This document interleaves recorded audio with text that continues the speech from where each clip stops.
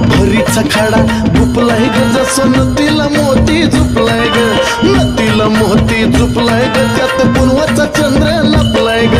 कडीला कडी डबल घडी टोचलंय सोन्याच्या काडीनं, कडीला कडी डबल घडी टोचलंय सोन्याच्या काडीनं. नथ घडावली लय सवडीनं, येडूबाईनं घातली आवडीनं.